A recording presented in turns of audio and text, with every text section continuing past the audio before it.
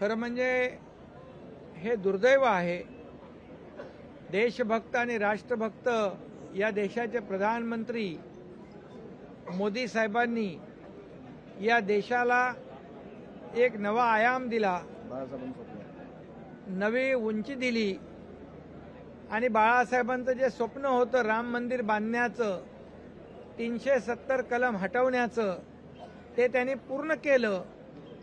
अशा आदरणीय प्रधानमंत्री महोदयांना औरंगजेब म्हणणं म्हणजे या देशाचा अपमान आहे।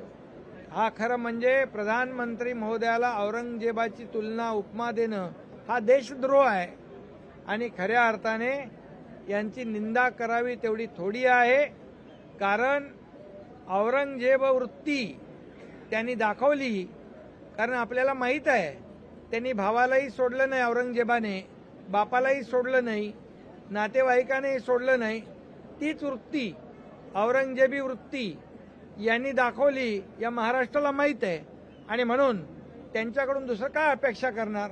परंतु याचं उत्तर या निवडणुकीमध्ये या महाराष्ट्रातली जनता मतपेटीच्या द्वारे देईल आणि मोदी साहेबांचा अपमान, त्याचं उट्ट, त्याचा सूड मतपेटीद्वारे या महाराष्ट्रातली जनता घेईल।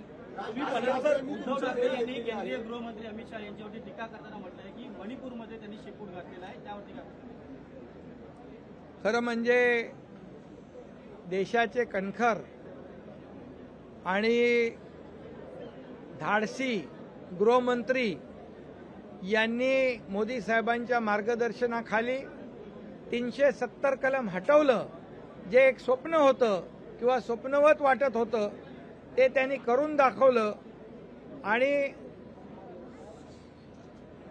अनेक याच्यामध्ये देशभक्तीचा परिचय त्यांनी दिला। त्यांना शेपूट घालणं म्हटणं म्हणजे ही मर्दुमकी नाही, खरं म्हणजे त्यांचा निषेध केला पाहिजे।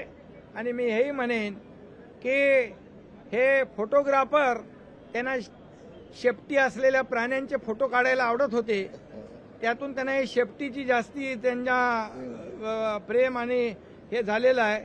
वेळ प्रसंगी शेपूट घालणारे, दिल्लीमध्ये जाणारे, दिल्लीच्या लोटांगण घालणारे आणि जेव्हा नोटीस आली की घाम फुटणारे, हे शेपूट घालणारे कोण आहेत?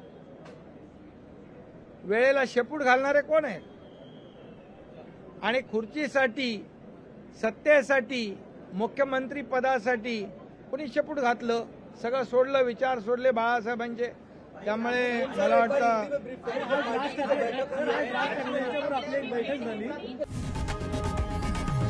लोकशाही मराठी ऐका, पहा, जागरूक रहा।